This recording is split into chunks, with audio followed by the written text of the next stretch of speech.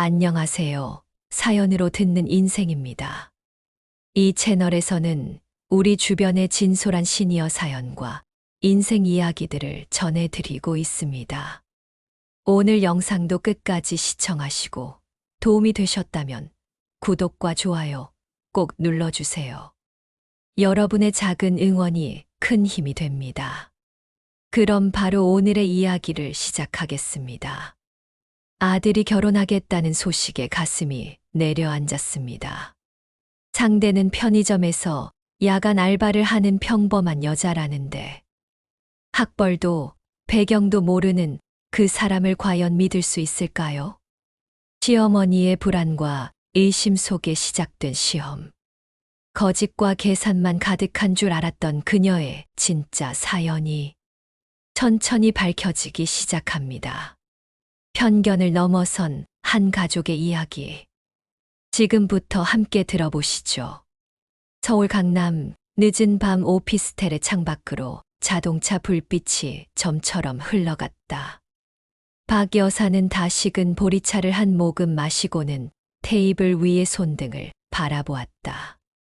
고요한 밤인데도 귓가가 울렸다.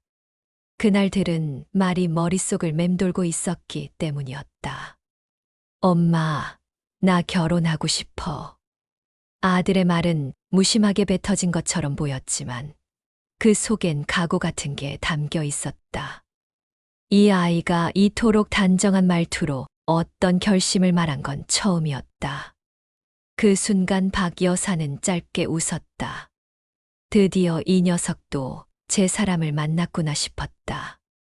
그러나 기쁨은 오래 가지 않았다. 그 여자가 어떤 아이냐는 물음에 돌아온 대답이 그녀의 가슴을 먹먹하게 만들었기 때문이다. 편의점에서 야간 알바를 하고 있대. 낮엔 동네 도서관에서 봉사도 하고 혼자서 생활하는 친구야. 착하고 책임감 있어. 그 말이 끝났을 때 박 여사는 대답 대신 입꼬리를 올려 보였다. 괜찮다고, 요즘은 그런 사람들도 많다고 말은 그렇게 했지만 속은 묘하게 어지러웠다. 내 아들이 학벌도 좋고 직장도 번듯한 이 아이가 왜 하필 그런 아이를 만났을까? 왜 지금껏 연애 한 번 안 하던 애가 이렇게 서둘러 결혼을 말할까? 혹시라도 그녀는 그 다음 생각을 끝맺지 못한 채 자리에서 일어났다. 보일러를 조금 높이고 소파에 앉아 무릎 담요를 덮었다. 낮에 보던 드라마의 재방송이 켜져 있었지만 눈은 흐려졌고 마음은 자꾸만 예감으로 향했다. 혹시 그 여자가 우리 집 형편을 알고 접근한 건 아닐까? 아들은 늘 순하고 다정하고 누가 하자 하면 흔들릴 수 있는 애였다. 그런 아이가 지금 누군가에게 푹 빠졌다는 게 박 여사는 두렵기 시작했다. 그날 밤 그녀는 거의 한숨도 자지 못했다. 창밖으로는 조용히 비가 내렸고 바람이 지나간 흔적처럼 그녀의 마음도 무언가를 놓고 갈팡질팡 흔들리고 있었다. 다음 날 거울을 보며 세수를 하던 그녀는 눈가에 생긴 붉은 부기를 문질렀다. 그리고 마음속으로 조용히 다짐했다. 직접 봐야겠어. 그 아이가 어떤 사람인지, 우리 아들을 진짜로 생각하는 사람인지, 아니면 조용히 그러나 단단한 눈빛으로 그녀는 옷장 문을 열었다. 며칠 뒤 박 여사는 아침부터 일부러 거울 앞에 오래 서 있었다. 단정하게 묶었던 머리를 풀고 평소 입지 않던 헐렁한 바지를 골라 입었다. 외출 준비라기보다는 누군가에게 자신을 평범 이하로 보이게 하기 위한 분장이었다. 거울 속엔 강남 오피스텔의 중산층 여성이 아니라 동네를 떠도는 노부인이 서 있었다.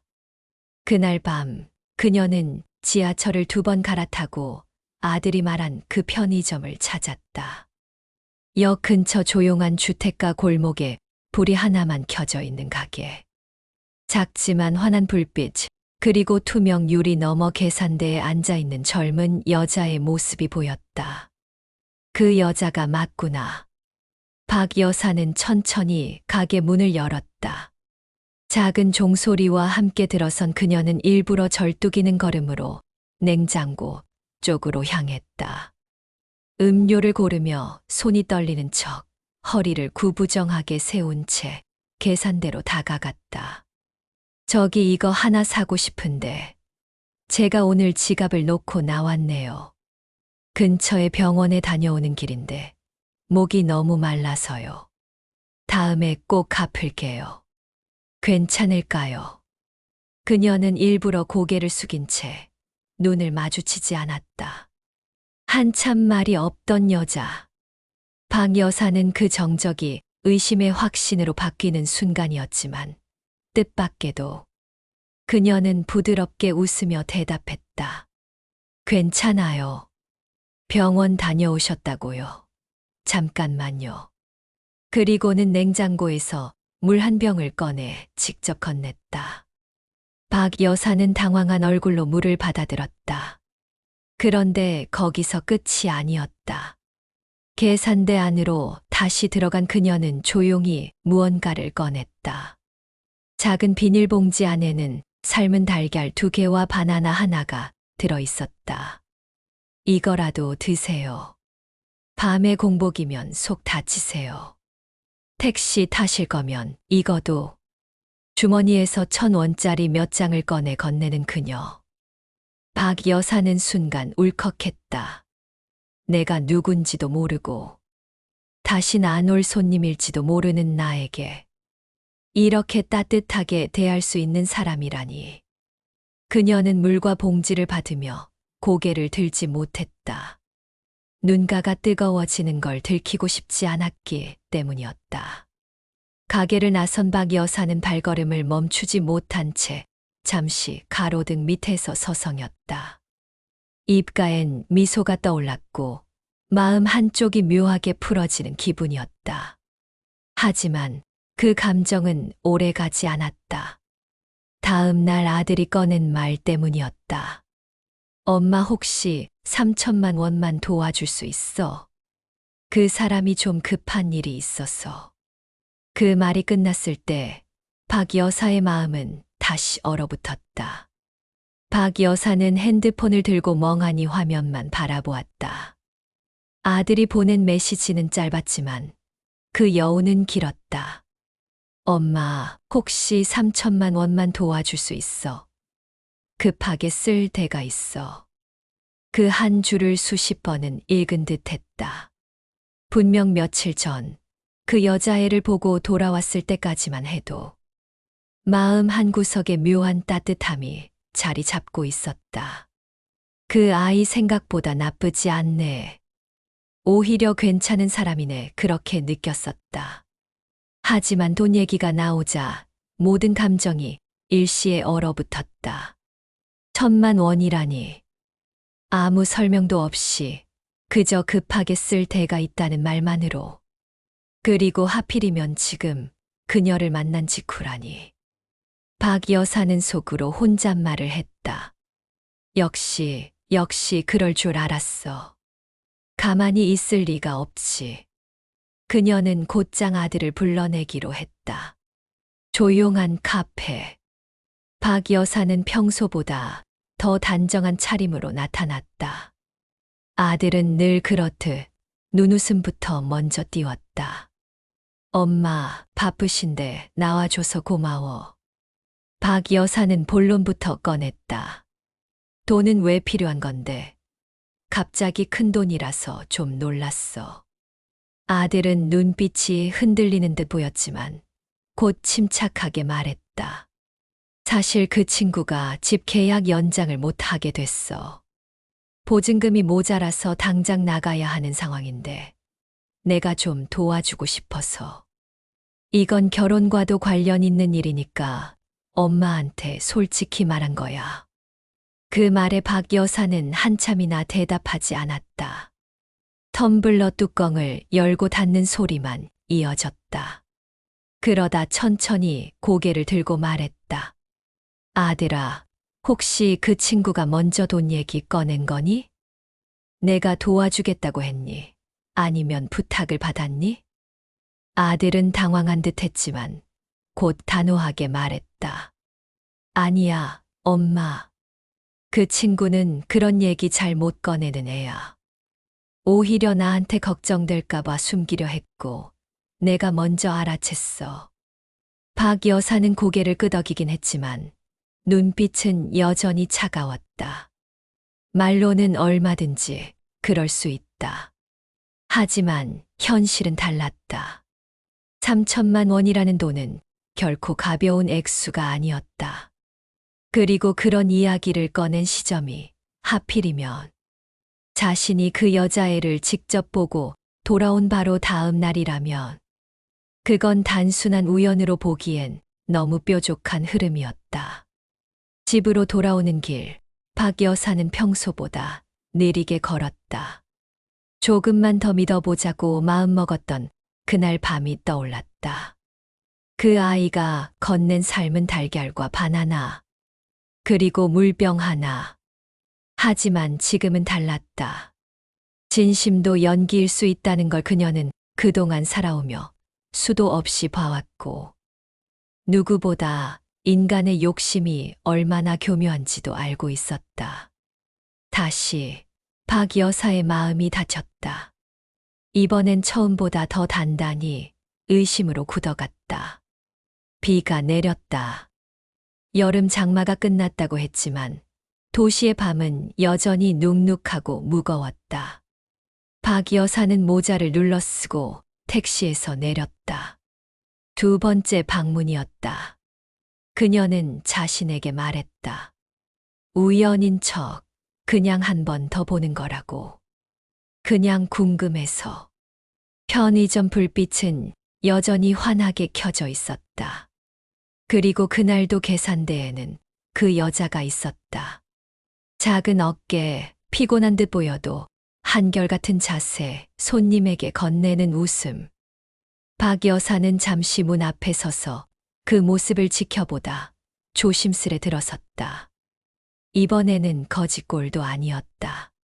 그저 가벼운 바람막이, 재킷의 운동화.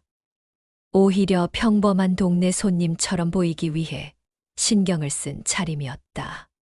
그녀는 음료 냉장고 앞에 서서 일부러 시간을 끌었다. 그러다 들려오는 말소리에 몸을 굳혔다. 계산대 뒤편에서 누군가와 통화 중인 듯 그 여자의 목소리가 작게 새어 나왔다. 네, 과장님.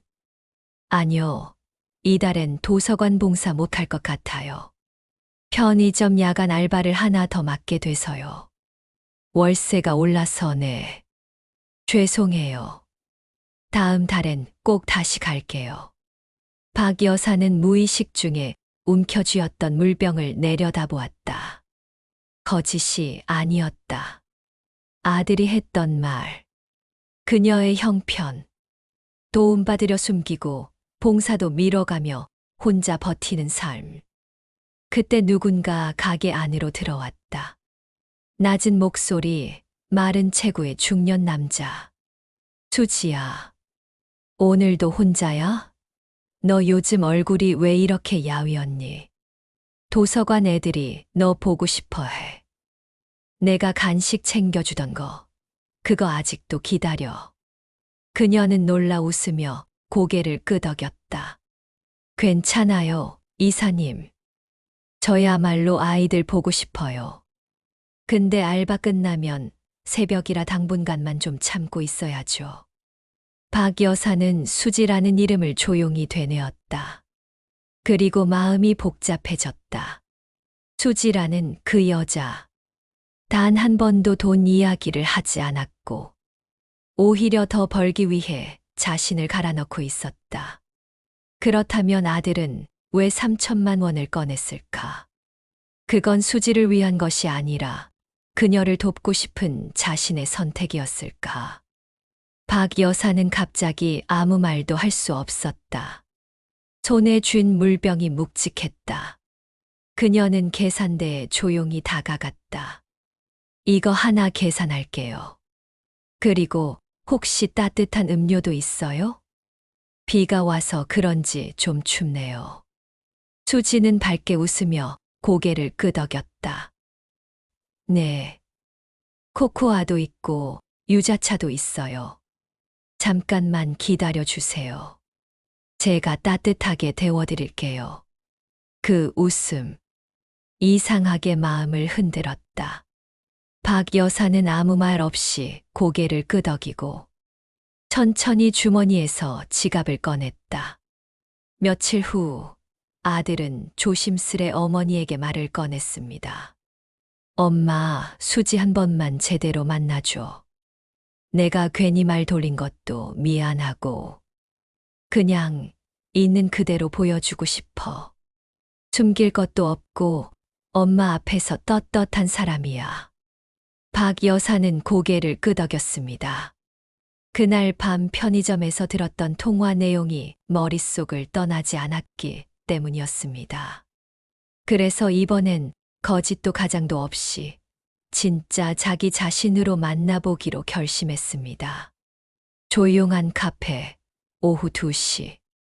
수지는 단정한 원피스에 머리를 말끔히 묶고 도착했습니다.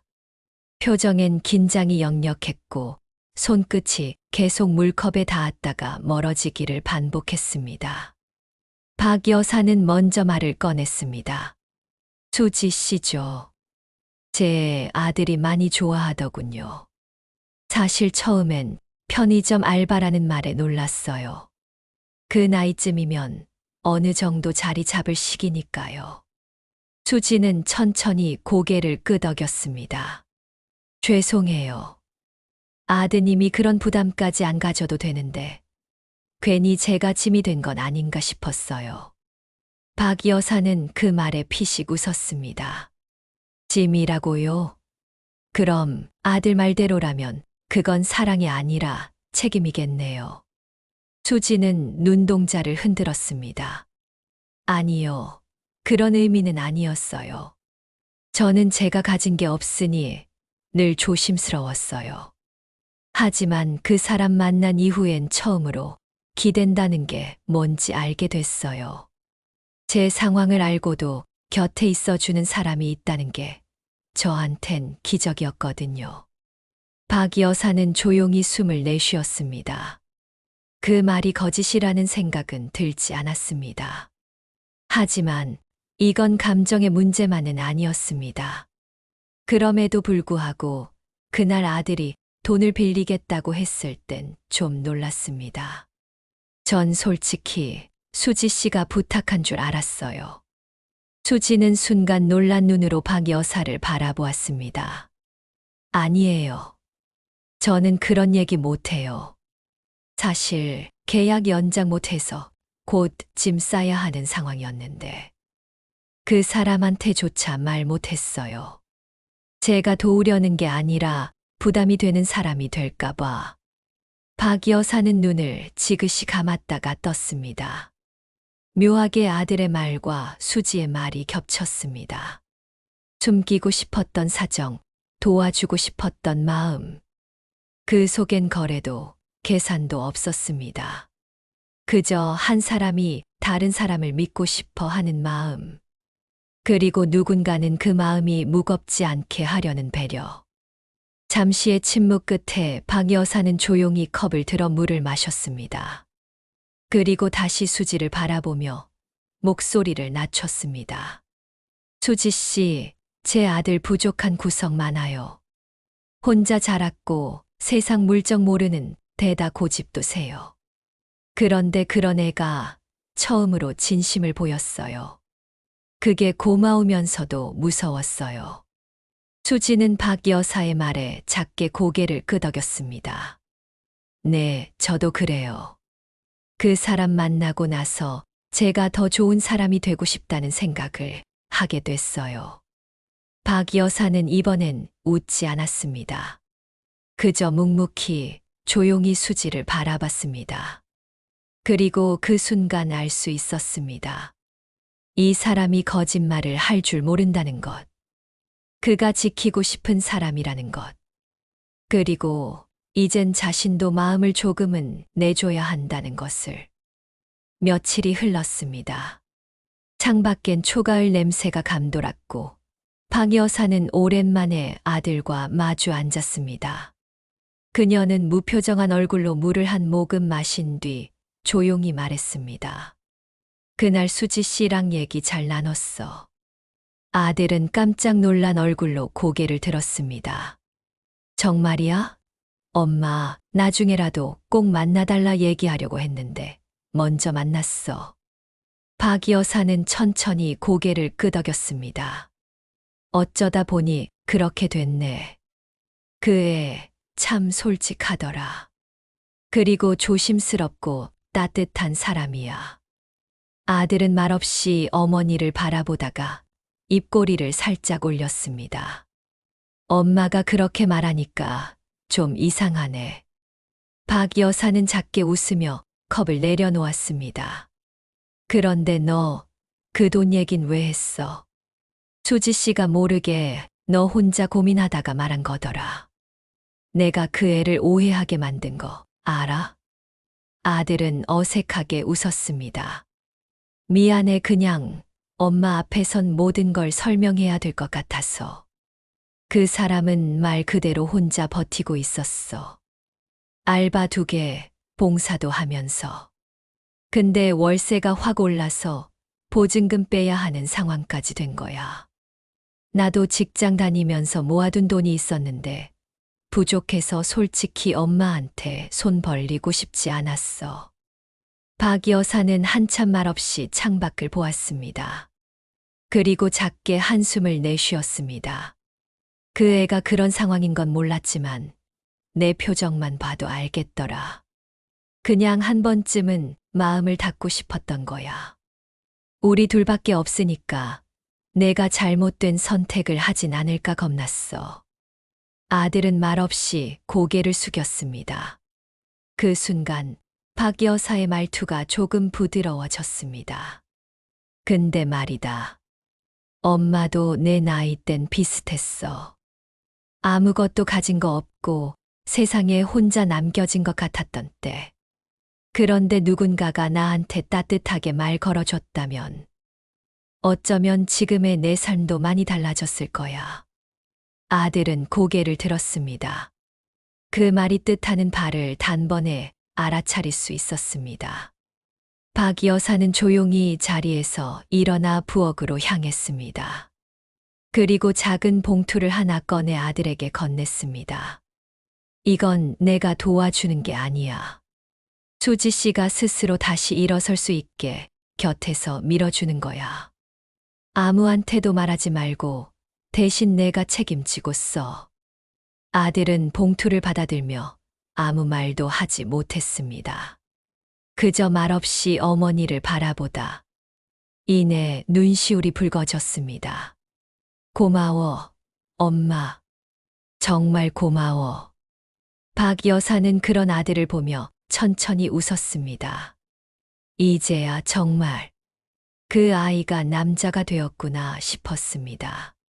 그날 저녁 수지는 편의점 마감을 마치고 조용히 서류 봉투 하나를 꺼냈습니다. 전세 계약 해지 통보서였습니다. 다음 달 중순까지 집을 빼야 했고 갈 곳은 없었습니다. 그날도 낮엔 도서관 봉사일을 마치고 밤엔 편의점 알바까지 이어졌지만 통장 잔액은 이사 비용은커녕 하루하루 생활비를 간신히 감당할 수준이었습니다. 수지는 아들에게 말하지 않았습니다. 그 사람에게 무거운 짐이 되고 싶지 않았기 때문입니다. 며칠 뒤 수지는 급하게 편의점 근처 원룸을 알아보러 다녔습니다. 그러나 보증금은커녕 월세도 비쌌고 대출도 어려웠습니다. 어느 오후 그녀는 지친 얼굴로 도서관 봉사를 마치고 나오다 현관 앞에서 익숙한 사람과 마주쳤습니다. 박 여사였습니다. 수지는 당황해 서둘러 인사를 했습니다. 안녕하세요. 여기까지 어떻게? 박 여사는 웃으며 말했습니다. 지나가다 들렀어요. 혹시 시간 괜찮으면 차 한잔 할 수 있을까요? 수지는 망설이다가 고개를 끄덕였습니다. 조용한 찻집. 두 사람은 말없이 마주 앉았습니다.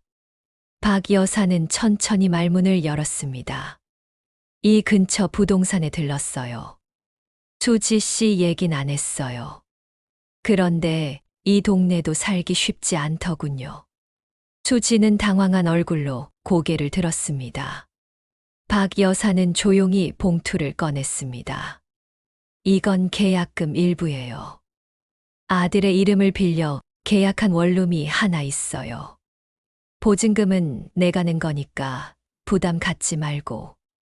월세는 수지 씨가 벌어서 감당해요. 그것만으로 충분해요. 수지는 아무 말도 하지 못했습니다. 손이 떨리고 눈앞이 흐려졌습니다. 왜 이렇게까지 해주시죠? 박 여사는 조용히 웃었습니다. 내가 처음 수지 씨를 오해했어요. 하지만 지금은 아니에요. 사람이 누군가의 인생에 어떤 빛이 될 수 있다는 걸 수지 씨가 우리 아들에게 보여줬어요. 이젠 나도 그 빛을 조금은 보태고 싶어요. 수지는 고개를 숙였습니다. 작은 한숨과 함께 눈물이 뚝뚝 떨어졌습니다. 고맙습니다. 정말 너무 감사합니다. 박 여사는 손수건을 건넸습니다. 그 속삭임은 마치 오래전 엄마가 딸에게 전하듯 따뜻했습니다. 괜찮아요. 우린 다 누군가의 처음이니까요. 처음 용기 내준 사람, 처음 안아준 사람, 처음 지켜준 사람. 그날 이후 수지는 조용히 그 원룸에 들어갔고 박 여사는 누구에게도 말하지 않았습니다. 심지어 아들에게조차 그 사람의 이름으로 지켜주고 싶었기 때문입니다. 사랑이란 그렇게 말없이 건네는 마음이었기 때문입니다. 햇살 가득한 봄날, 한적한 교회 앞마당에 꽃이 피 흩날리고 있었다. 박 여사는 단정한 한복 차림으로 결혼식을 지켜보고 있었다. 아들은 긴장한 얼굴로 신부 대기실 문 앞에서 기다리고 있었고, 수지는 하얀 웨딩드레스를 입고 부드럽게 미소 지었다. 박 여사의 마음은 묘했다. 처음 아들이 데리고 온 그날부터 수지 씨를 의심하고 시험했던 자신이 떠올랐다. 하지만 그 모든 오해와 걱정이 오늘 이 자리에서 아름답게 녹아내리고 있었다. 수지는 눈물을 글썽이며 박 여사를 향해 고개 숙여 인사했다. 고맙습니다. 정말 고마워요. 이 모든 게 가능했던 건 당신 덕분입니다. 박 여사는 손수건을 꺼내 조용히 눈물을 닦았다. 괜찮아요. 우리 모두가 서로에게 빛이 되어준 거예요. 아들도 차분하게 손을 잡으며 말했다. 엄마, 수지 씨가 내 인생 최고의 선물이야. 앞으로도 함께 잘 살아갈게요. 박 여사는 웃으며 고개를 끄덕였다. 그 순간 교회 문이 활짝 열리고 두 사람은 손을 꼭 잡고 나왔다. 비록 의심으로 시작되었지만 어느새 가족이라는 큰 울타리가 되었다는 사실에 박 여사는 마음 깊이 감사했다. 사람은 겉모습으로 판단할 수 없다는 진리와 진심은 언제나 따뜻한 기적을 만들 수 있다는 것을 그날 모두가 가슴으로 느꼈다. 그리고 이 이야기는 이제 막 시작된 새로운 봄날의 한 페이지일 뿐이었다. 사람은 겉모습이나 배경이 아니라 진심으로 가늠할 수 있습니다. 편의점 야간 알바라는 타이틀 뒤에 숨겨진 따뜻한 마음과 가족을 향한 헌신이 한 어머니의 마음을 바꾸고 또 한 가족을 새롭게 이어주었습니다. 우리 모두는 때로 편견에 갇히지만 그 틈을 깨고 나올 때 비로소 진정한 사랑과 이해가 시작됩니다. 오늘 이야기가 여러분의 마음에도 작은 변화를 불러일으키길 바랍니다. 오늘도 누군가의 마음에 작은 희망이 되길 바라며 이 이야기를 마칩니다. 구독과 좋아요, 알림 설정하시고 다음 이야기도 함께 해주세요. 감사합니다.